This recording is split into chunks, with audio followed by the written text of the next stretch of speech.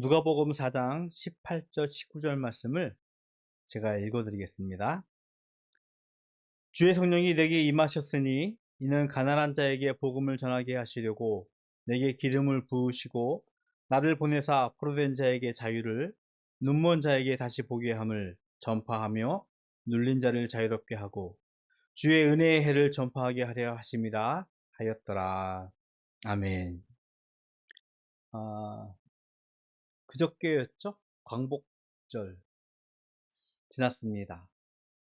이번 광복절을 지내면서 다시 한번 일깨웠는데요. 이 강복이라는 의미는 빛을 되찾는다라는 의미라고 하더라고요.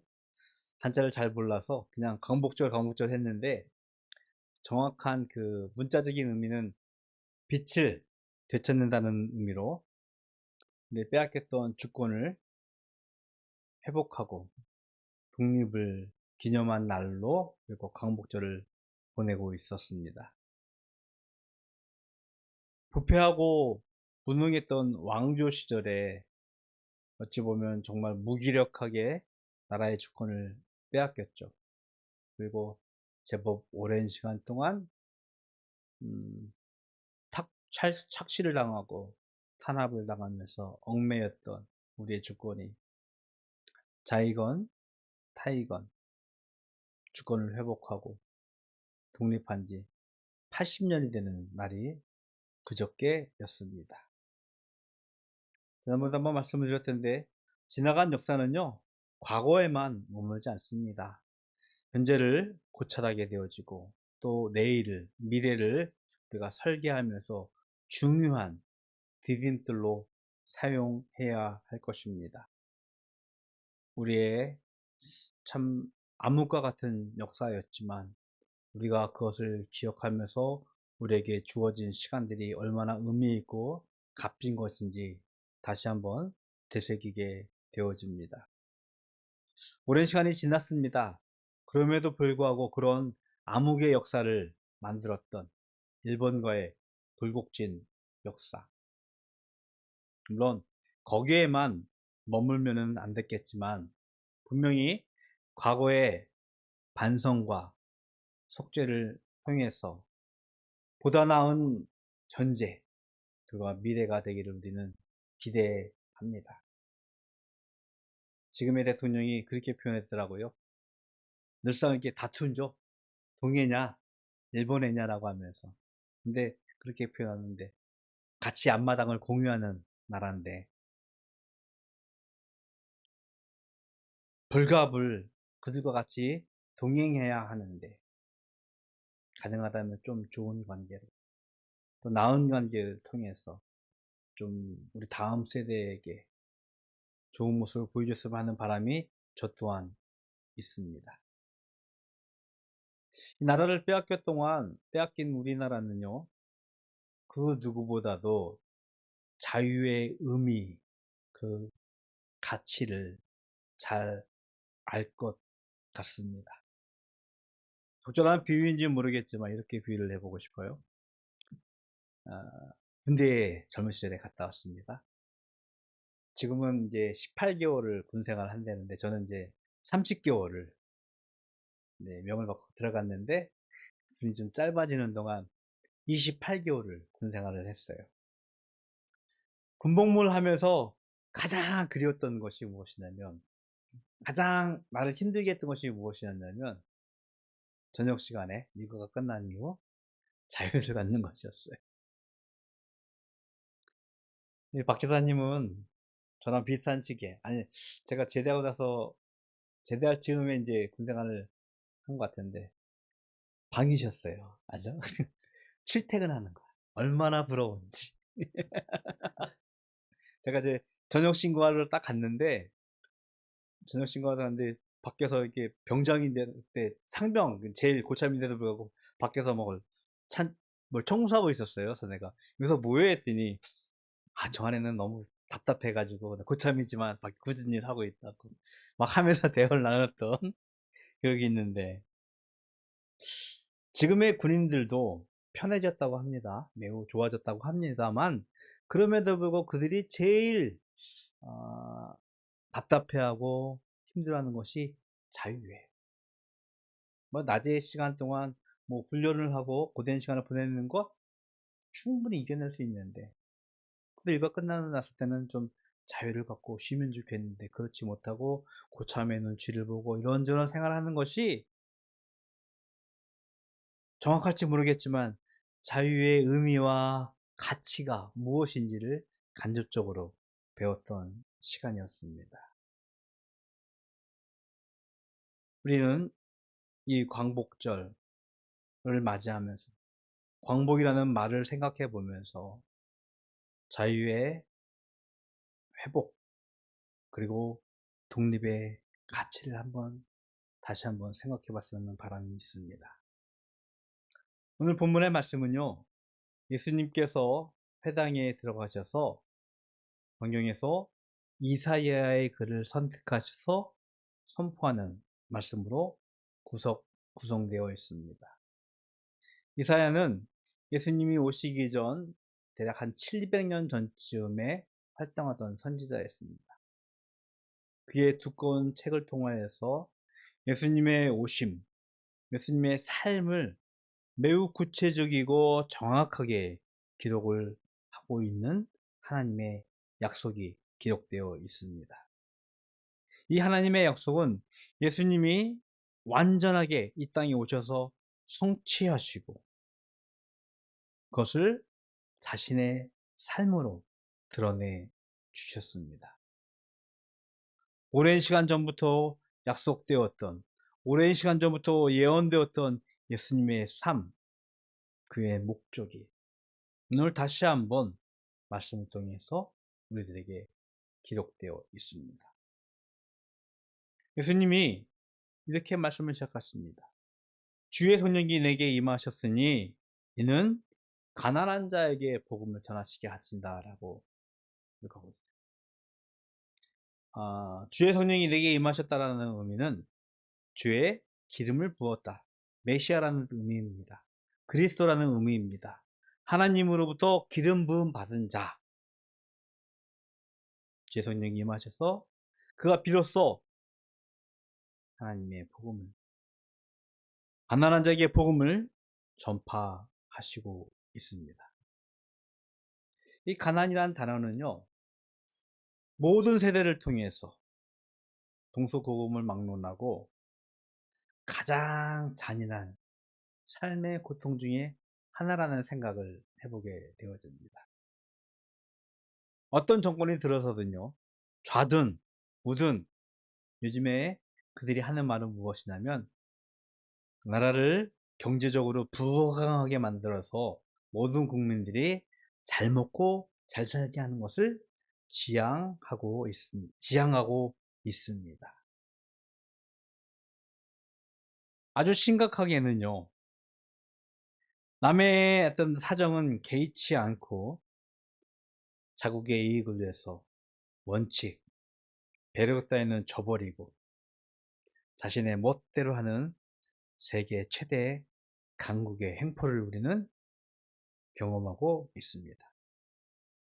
근데 거꾸로 생각해 보면요, 그 역시 자국의 가난을 퇴치하기 위한 몸부림이라는 생각을 슬쩍 하게 되어집니다.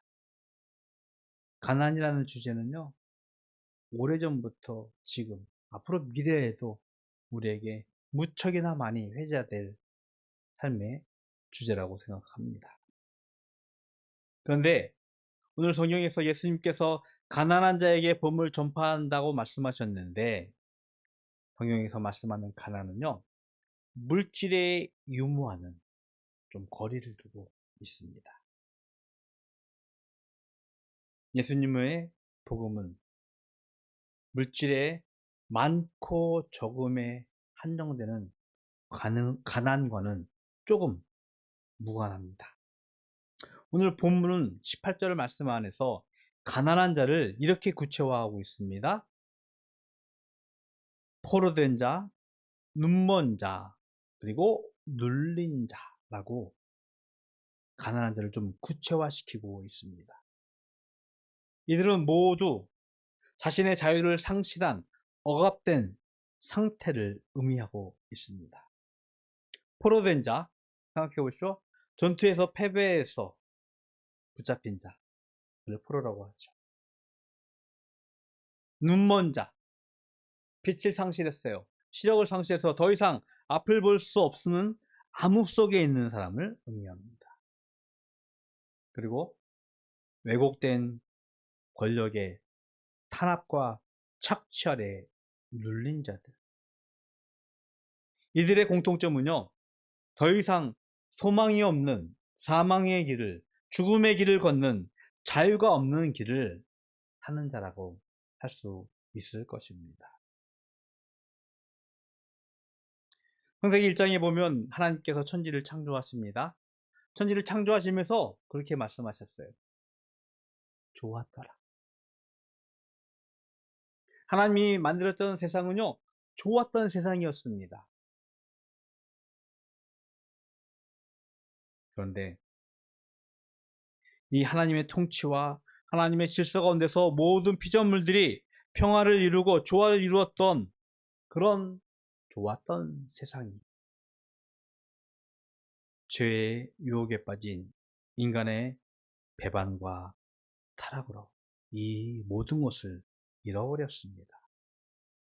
하나님의 통치와 질서뿐만 아니라 그가 주신 그의 자유, 평화를 빼앗기게 되어지고 오늘 본문에서 말씀하고 있는 것처럼 포로된 자, 눈먼 자, 그리고 억눌린 자가 되었음을 성경은 기록하고 있습니다. 하나님이 아담과 이브가 선악을 알게 하는 나무 열매를 먹은 것을 알고 그들을 심판하십니다. 그들을 이렇게 표현할까? 저주하십니다. 근데 성경에서는 이것을 구체적으로 이렇게 표현을 하고 있습니다. 땅이 저주를 받아서 가시덤불과 엉겅퀴를 내게 되어지고 아담과 하와, 인간은요 땅에서 죽도록 수고하여야 열매를 먹을 수 있다라고 기록을 하고 있습니다. 비로소 자유롭고 평화로웠던 세상이 모든 것을 상실한 가난의 역사가 시작되었음을 성경에서 기록하고 있는 것입니다. 예수님의 복음이 전파되어지는 곳에서 먼저는 포로된 자에게 자유가 선포되어집니다. 십자가의 부활, 그의 복음으로 통하여서 우리는 더 이상 죄의 노예의 상태에 머물지 않고 진정한 자유인이 되었음을 우리는 알고 있습니다. 죄로부터 해방되었습니다. 죄책으로부터 해방되었습니다.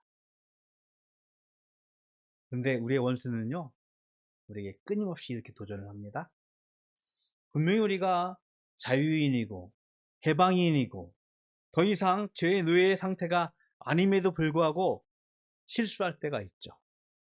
뭐 이렇게 표현할까요? 극단적으로는 죄를 지을 때가 있을 수 있을 거예요. 그러면서 얘기합니다. 너 호바, 너 죄 짓고 있잖아. 너 실수하고 있잖아. 우리의 원수, 우리의 약점을 좀 파고듭니다. 그러나 기억하십시오. 예수님의 십자가의 죽음과 부활은요, 우리에게 자유를 선포하는데, 죄로부터 우리가 자유함을 얻게 되어졌는데, 과거, 현재, 미래의 모든 죄로부터 자유를 얻게 하신 것입니다. 극단적으로 말씀을 드릴게요. 여러분이 미래에 어떤 죄를 짓든 어떤 모습을 가지든 건 하나님은 이미 십자가를 통해서 용서하셨습니다. 그것이 아버지 하나님의 자녀되는 우리의 사랑입니다. 이렇게 표현할게요. 재은이가 어저께 이제 투덜투덜대면서 사춘기의 모습을 보여주고 있는데 화가 나죠. 부모로서 짜증나죠. 때로는 매질도 할 수도 있고 꾸준함을 할 수도 있어요. 그렇다고 재은이가 혹은 초은이가 내 아들이 내 딸이 아닌 게 아니잖아요. 실수할 때도 있고요. 때로는 잘못을 할 때도 있습니다. 매를 들을지언정 여전히 나의 자녀이고 나의 딸인 것처럼 우리가 더 이상 죄의 노예가 아니라 하나님의 사람으로 자유를 얻게 되어졌습니다. 로마서 8장 1절에서 이렇게 표현합니다. 그리스도 안에서 우리는 결코 정죄함이 없습니다. 우리는 진정한 자유를 살게 되어진 것입니다. 또한 눈먼 자는 다시 보게 되는 은혜를 받게 되어집니다. 벌써 1년 전이었는데요. 재은이 재석이를 데리고 또 옆에 있는 교회와 더불어서 비전 트립을 갔다 온 기억이 있습니다. 저는 이제 바라는 건데 초이가 좀 더 크면은 초이도 데리고 이런 여행을 좀 많이 하고 싶어요.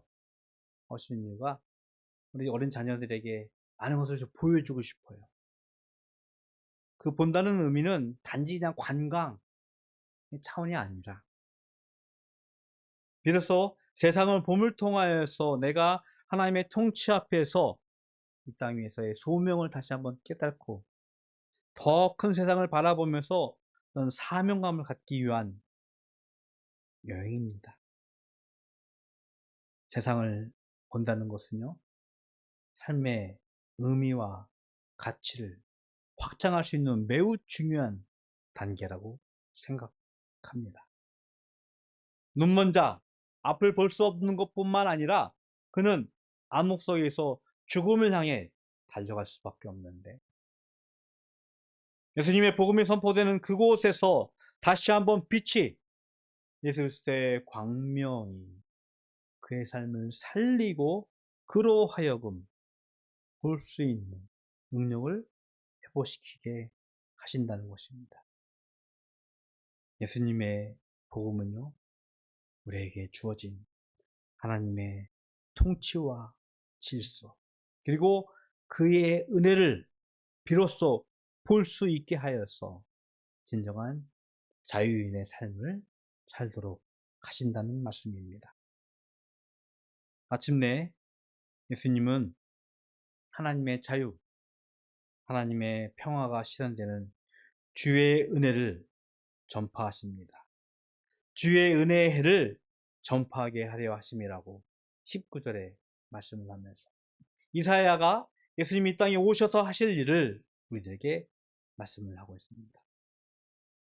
예수님의 희생, 예수님의 헌신은 우리를 모든 죄악으로부터 우리를 자유케 하셨고 하나님의 통치와 질서에 순종하는 은혜를 얻게 하셨다는 것입니다. 이곳이 선포되는 곳, 이것이 선포되는 날이 바로 주의 은혜의 해라 성경은 말씀을 하고 있습니다. 이사야 선지자가 이런 글을 기록하고 있어요. 이리와 어린 양이 함께 살며 표범이 어린 염소와 송아지와 어린 사자와 함께 사는 평화의 때를 기록하고 있는데 이것이 다윗의 자손이 이 땅을 통치하는 그때라고, 즉 예수 그리스도를 통하여서 이 땅에 진정한 평화가 임하는 그곳을 이렇게 기록을 하고 있습니다. 성경을 제가 하나 읽어드릴게요. 요한계시록 21장 4절의 말씀인데요. 새한결 성경이라는 버전이에요. 또 하나님이 그들의 두 눈에서 눈물을 다 닦아주실 것입니다. 이제 죽음이 더는 없을 것입니다. 애곡하는 일도 통곡하는 일도 아픔을 겪는 일도 더는 없을 것입니다. 처음 것들이 사라져 버렸기 때문입니다. 예수님이 선포하는 은혜의 해. 그때에는 더 이상 눈물도 죽음도 애곡하는 일도 통곡하는 일도 아픔도 없는 것입니다. 오직 하나님의 통치와 하나님의 질서가 우리를 살게 할 것이고 그 안에서 우리는 자유를, 그의 평화를 누리면서 살게 될 줄로 믿습니다. 우리나라의 광복 한번 생각해 보는데 다시 빛을 찾았습니다. 다시 우리에게 자유의 상태로 만드신 그 하나님의 말씀을 우리가 상기하면서 과거 우리의 죄된 모습으로부터 자유되었음을 감사하고 찬양하면서 이 땅에서 진정한 그리스도인의 삶을 살아갈 수 있는 우리 바다교회 가족이 되기를 주님의 이름으로 축복을 드리겠습니다. 기도하겠습니다. 하나님 감사합니다. 예수 그리스도의 복음이 포로된 자에게 자유를, 눈먼 자에게 다시 보게 함을, 억누른 자가 풀리는 복음이 되었음을 우리가 다시 한번 깨달았습니다. 그 복음으로 인하여 그리스도의 자유와 그리스도의 평화가 우리 안에 임하게 하여 주시옵시고, 우리가 그 위에서 진정한 그리스도인의 삶을 살아가도록 인도하여 주시옵소서. 하나님께 구별하여 예물 드립니다.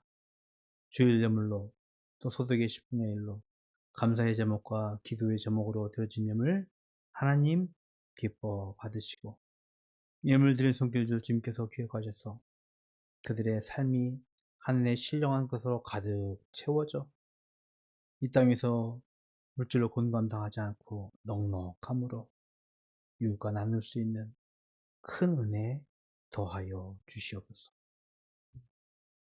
지금은 우리 구주 예수 그리스도의 은혜와 하나님 아버지의 그 크신 사랑하심과 성령님의 교통하심이 예수 그리스도의 복음을 통하여 이 땅 위에서 자유와 평화의 삶을 살기로 소원하는 모든 성도들 머리 위에 영원토록 함께 있을지어다.